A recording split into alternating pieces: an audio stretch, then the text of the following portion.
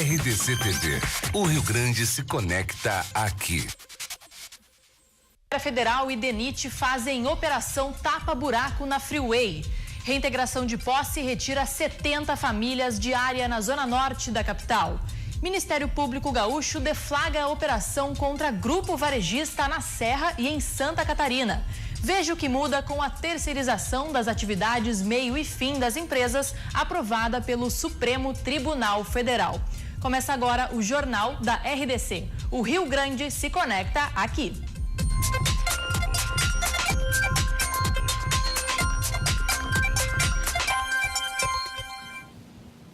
Boa noite. A Brigada Militar cumpriu na manhã desta terça-feira uma reintegração de posse em um terreno na zona norte de Porto Alegre. Cerca de 70 famílias moravam no local há cerca de 4 anos. A maioria deles são estrangeiros vindos do Haiti.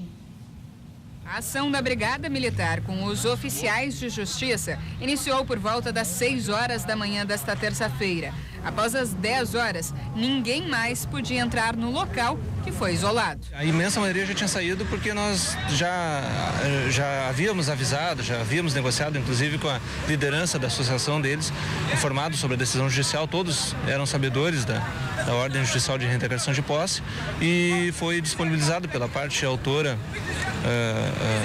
de forma gratuita um agendamento.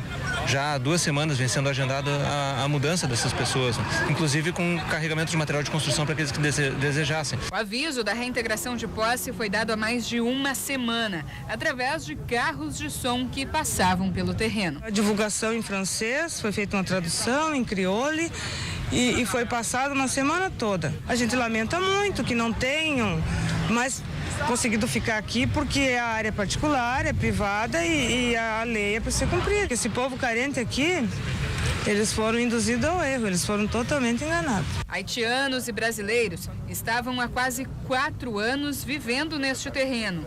Construíram suas residências e foram pouco a pouco montando cada cantinho. Todas as famílias retiraram seus pertences e saíram de forma pacífica na manhã desta terça-feira. Depois, as retroescavadeiras entraram aqui no local para demolir as casas, que ficaram assim, completamente destruídas. E agora, essas famílias que estão tentando uma nova vida aqui no Brasil, procurando emprego para poder enviar dinheiro a familiares que ficaram no país de origem, terão também que procurar um novo lugar para morar, porque ainda não sabem para onde vão. Agora eu não tenho casa para dormir, eu fico na rua, eu dormir na rua, porque fala todo mundo, porque e todo mundo foi lá na rua. Eu não sabia aonde que casa para eu ficar. Eu venho aqui, eu venho trabalhar, porque quando eu venho, o Brasil é muito difícil, porque eu tenho 2 anos e meio não trabalhar, eu tenho 4 anos aqui. Agora, se nós sairmos da invasão, vai ficar ruim para nós. Como nós não vai dar para pagar aluguel, vai pagar casa, vai pagar luz, vai pagar água, não vai dar nada para nós, porque a prefeitura não aceita ajudar nós.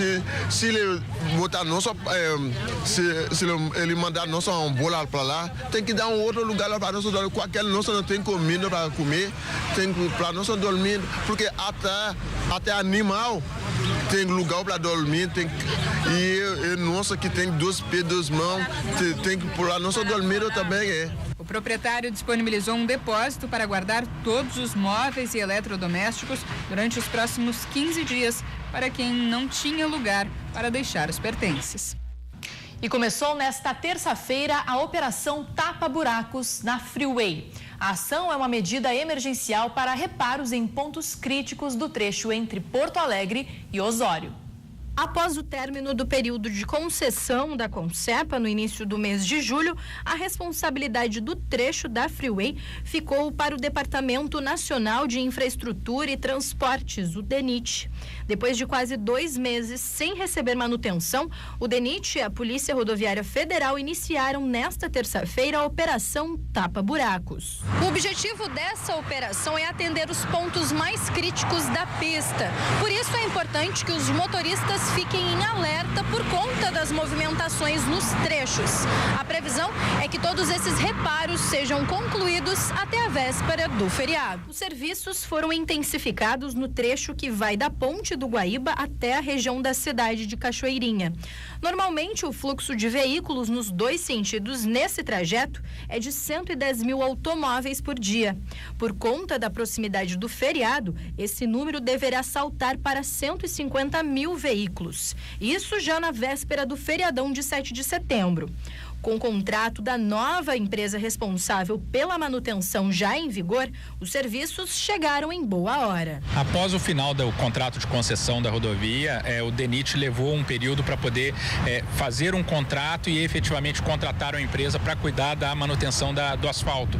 Então esse contrato entrou em vigor hoje e a partir de então essa empresa começa a cuidar da manutenção asfáltica em toda a extensão da Freeway. Coincidentemente, ocorreu o início do feriado. Os motoristas devem ficar atentos. O movimento de trabalhadores na pista deve ser constante nos próximos dias para que os serviços sejam concluídos.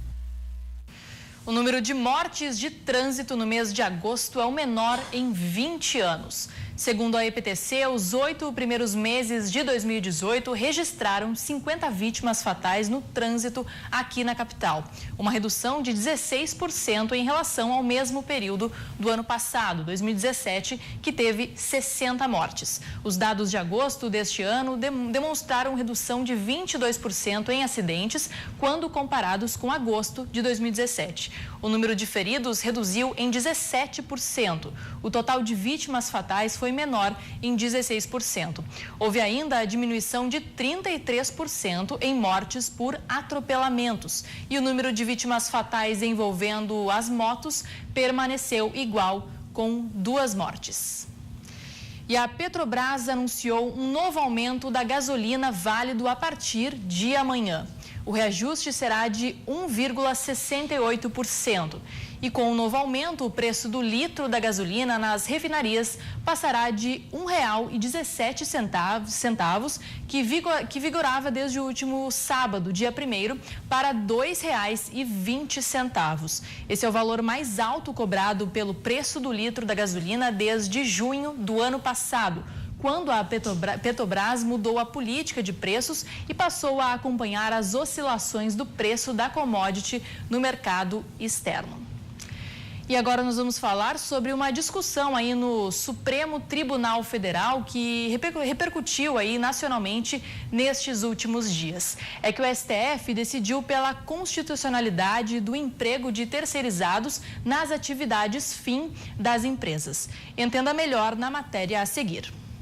Para começar a explicação, é preciso entender o que são as atividades meio e atividades fim. Atividades meio são facilmente identificadas, aquelas totalmente necessárias nas empresas, mas que não são o objetivo principal da organização, como, por exemplo, motoristas, seguranças, telemarketing, cobrança, entre outros. Já as atividades fim são as que se confundem com os objetivos da empresa. É aquilo que a organização entrega aos clientes, como, por exemplo, no caso de uma construtora, pedreiros, engenheiros e pintores trabalham diretamente com o objetivo do negócio, exercendo, então, a atividade fim. E a decisão do Supremo Tribunal Federal libera que todos esses serviços agora possam ser terceirizados. Essa decisão do STF, e que já tinha sido contemplada, na verdade, com a reforma trabalhista do ano passado, a reforma trabalhista já passou a prever a possibilidade da contratação para atividade fim. Essa ação, que foi julgada no STF, corresponde ao período anterior à reforma trabalhista.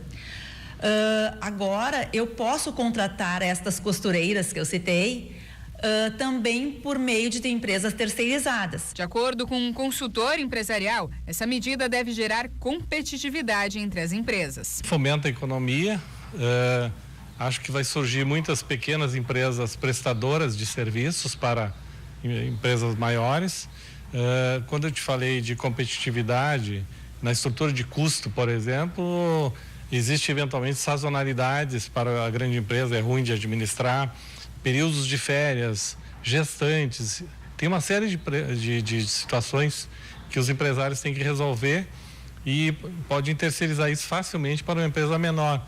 Então, acho que dá mais sinergia na economia de mercado. Esse tipo de contratação já existe em outros, na Europa, nos Estados Unidos, em outros países. E o que torna as empresas mais competitivas, elas vão ter um foco mais na atividade final delas.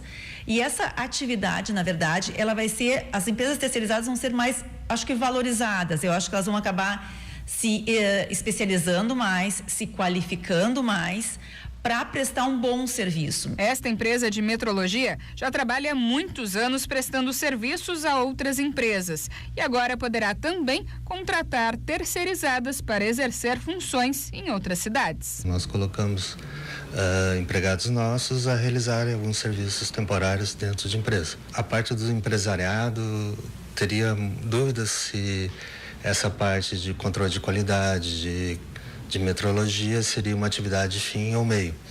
Então isso pode aumentar para nós com essa decisão que as empresas utilizem mais os nossos serviços e a empresa tenha um maior desenvolvimento aqui. Existe essa possibilidade também de vir demandas que a gente precise para um determinado contrato, para uma determinada obra, ter funcionários por um determinado período para atender aquela demanda. Eu acredito que não perde benefício nenhum, acho que os direitos são os mesmos. Eu entendo que, principalmente para prestadores de serviço como a Metroquality com um grupo de pessoas adultos e jovens que buscam oportunidade, acho que isso vai ampliar assim, a gama de oportunidades, que é o que se ouve falar há muito tempo que as pessoas procuram aí, né? A Central Única dos Trabalhadores, a CUT, acredita que não haverá benefícios. O que o Supremo Tribunal Federal votou a semana passada significa terminar com um serviço público de qualidade para a sociedade. Então, consequentemente, quem vai ganhar com isso? Vai ganhar a empresa, que vai ter um contrato alto. Quem vai pagar com isso? Primeiro, a classe trabalhadora, que será com salários muito menores. E o principal, que é o objeto da população, de ter um serviço público de qualidade, terá também um serviço de péssima qualidade. Porém, a partir de agora, a terceirização da atividade fim exige um controle ainda mais rigoroso das prestadoras de serviço. A responsabilidade subsidiária permanece. Significa que, se a prestadora de serviços não pagar as obrigações trabalhistas desses empregados, essa tomadora de serviço vai efetuar o pagamento. O STF julgou e aprovou a medida na última semana, com 7-4. O governo do estado quitou nesta terça-feira os salários de quem recebe entre R$ 1.300 e R$ 1.500. São cerca de 25.700 matrículas que se encontram nesta faixa salarial. Com mais esse crédito, a Secretaria da Fazenda chega aos 30% do funcionalismo com a folha em dia, o que representa 102 mil matrículas. E finalmente o sol voltou a aparecer aqui no nosso estado. Neste momento, 14 graus é a temperatura aqui em Porto Alegre. A gente vai agora a um breve intervalo, não saia daí.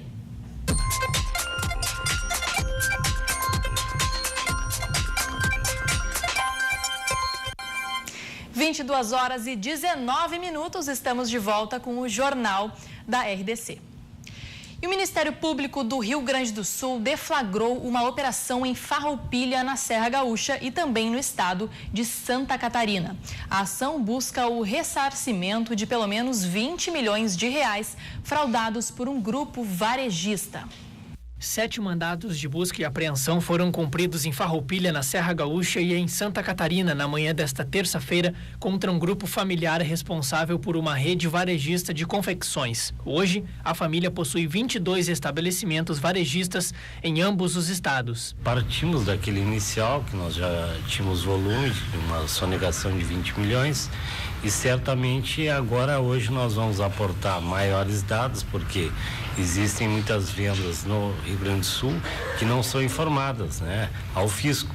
Então, a partir de controles paralelos, caixas 2, sistemas de informática, troca de informações, mensagens, nós vamos poder quantificar todo esse volume e, a partir daí, dar uma dimensão maior ao crime fiscal daquilo que nós estamos aí preocupados e a questão do ressarcimento. Para seguir em atividade, o grupo possui 8 empresas inscritas em nome de familiares e laranjas e pratica blindagem patrimonial para não pagar os valores fraudados. O dinheiro das compras realizadas com cartão de crédito ou débito é lavado por meio de uma empresa de cobrança extrajudicial com sede em Santa Catarina. A intenção das buscas e apreensões é mapear a totalidade das atividades do grupo familiar para identificar toda a dimensão da fraude fiscal e autuar a família para o pagamento das dívidas.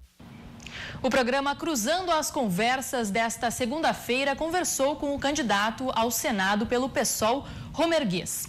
Conforme falou durante o programa, o candidato tem como principal projeto, acredite, extinguir o Senado Federal. É isso mesmo. A entrevista foi conduzida pelos jornalistas Cláudio Andrade e Vitor Dalla Rosa. Confira. Sobre os aspectos da inutilidade do Senado. Ele não tem utilidade nenhuma. Se vocês pensarem, vocês vão sempre dizer o seguinte: fulano foi 20 anos, quando nós tivemos um senador, e não fez nada. Outros dizem, tem fulano aí que está 18, 20 e pouco, também não fez nada, mas claro, não vai fazer nada. O Senado não tem serventia nenhuma. Como é que ele vai fazer? Então, no Brasil hoje, não há diferença entre o senador e o deputado. Não há. A única diferença que tem são as regalias. As regalias monstruosas e é tão grande a regalia que é 8 anos o mandato desses caras. Bom, então tem outra função que diz assim, como casa revisora. Exato. O Senado, como casa revisora, é um grande problema no Brasil, porque ele só protela as coisas. Projetos de lei no Brasil leva 10 anos, 15, ou tem projetos tramitando há anos. Quer dizer, por que nós precisamos de uma casa revisora quando a Câmara dos Deputados, com 513 homens, outro absurdo, tá? Tem 25 comissões e tem comissões com 66 deputados, quase um Senado. Bom, então passa em 25 comissões, 3, 4, 5 a matéria, e ainda vai para plenário 2 vezes. E casa revisora, mais ainda, muitas vezes quando temos que formar comissões no Congresso Nacional, para aquelas comissões chamadas comissões mistas, que são compostas pelo Senado e as comissões de inquérito, várias estão paradas há muitos anos, porque o Senado não indica os caras. Porque são muitas comissões e eles são poucos. Então também, como casa revisora, hoje é uma casa que protela monstruosamente. E o programa Cruzando as Conversas desta terça-feira vai debater o novo tabelamento do frete. Neste final de semana surgiu um boato nas redes sociais de que os caminhoneiros iriam entrar em greve novamente. Isso fez com que muitos motoristas corressem aos postos para abastecer. Em maio desse ano, os caminhoneiros entraram em greve por 10 dias por conta do aumento no preço do diesel e da não correção do tabelamento do preço do frete. O jornalista Vitor Dalla Rosa será o mediador deste debate. Então não perca o Cruzando as Conversas logo após o Jornal da RDC. E devido ao grande volume de chuva nesta terça-feira, a cidade de Rolante, na região metropolitana aqui de Porto Alegre, teve alagamentos. Centenas de pessoas tiveram que sair de casa e as aulas foram canceladas. Mais de 1.300 pessoas foram atingidas pelas enchentes na madrugada desta terça-feira. Cerca de 350 pessoas tiveram que ser retiradas de suas casas devido às cheias dos rios que cortam a cidade. Conforme os bombeiros voluntários de Rolante, os rios são monitorados desde as 10 da noite de segunda-feira e a partir das 10h30 da manhã de hoje, o nível do rio deixou de subir. Os alagamentos aconteceram no centro e em outros 2 bairros do município. As autoridades monitoram ainda a situação em outros 10 rios, entre eles o Rio dos Sinos e a Bacia do Caí. A previsão em Rolante é de que amanhã o nível dos rios esteja normalizado, mas o retorno da população para as casas e o retorno das aulas ainda depende do escoamento das águas, que está sendo mais lento do que o esperado. Os bombeiros pedem para as pessoas permanecerem em suas casas e, em caso de emergência, ligar para o número 193. Falando nisso, vamos conferir agora a previsão do tempo nas principais regiões do estado. A quarta-feira será de tempo bom em todo o Rio Grande do Sul. Em Alvorada faz tempo seco, mínima de 11 e máxima de 22 graus. Em Santa Cruz do Sul, no Vale do Rio Pardo, o céu fica claro durante todo o dia. Faz frio pela manhã, 8 graus. À tarde, a máxima chega aos 21. Tempo firme também na Serra Gaúcha, mínima de 6 e máxima de 20 graus. Em Caxias do Sul. Em Cruz Alta, no noroeste, o sol predomina durante toda a quarta-feira. Em Passo Fundo, no norte, mínima de 6 e máxima aí de 20 graus. E agora a gente vai falar de futebol. Estou aqui com o João Batista Filho, porque hoje os gaúchos da Série B entraram em campo, né? Boa noite. É verdade, boa noite. Na realidade ainda tem um em campo, que é o Brasil de Pelotas, estreia do Rogério Zimmermann fora de casa no Castelão contra o Sampaio Corrêa. Tá 1-0, esse jogo tá no intervalo. E com este resultado, o Brasil tá saindo da zona do rebaixamento. Mas um outro gaúcho está entrando. Trata-se do Juventude, que perdeu em casa pro Criciúma por 1-0 também, tá entrando na zona da degola, mesmo com o Vinck, Luiz Carlos Vinck, assumindo recentemente a equipe. Os gaúchos na Série B não estão nada mal. Não estão nada bem, né? Estão lá na zona de baixo. Mas tem a galera que tá bem, que é a dupla Grenal. Aí uma outra situação, né? Amanhã tem jogo do Internacional, a expectativa de um grande público no estádio Beira-Rio, passando dos 35 mil contra o Flamengo. Um jogo de 6 pontos, o segundo e o terceiro colocados. O Inter deve ter só uma mudança, Rodrigo Moledo no sistema defensivo, na vaga que já era dele, ele só estava suspenso na última partida. E o Grêmio joga na quinta no Pacaembu contra o Santos sem o capitão Maicon. Hoje a gente ficou sabendo que o Maicon teve a lesão detectada, ele não joga lá em Santos e é dúvida para o Clássico Grenal do próximo domingo. O Renato vai manter esse mistério aí, porque o Maicon, além de ser o capitão, é uma peça fundamental nesse esquema dele. Agora, Brasil de Pelotas e Juventude, tu acha que tem chance de subir ou não? Eu acho, não, subir seguramente. Ficar da Série B já é a grande conquista para as duas equipes.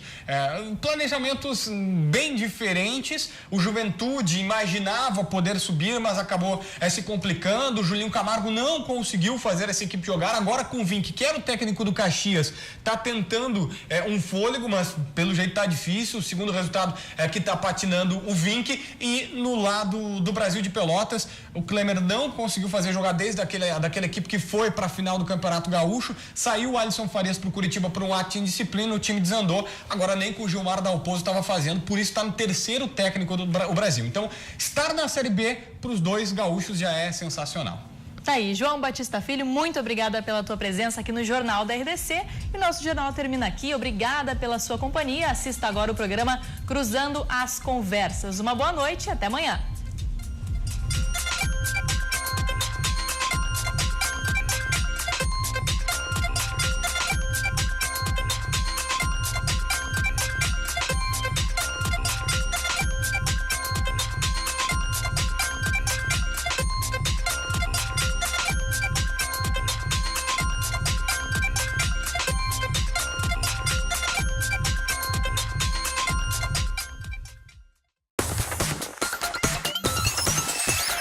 RDC TV. O Rio Grande se conecta aqui.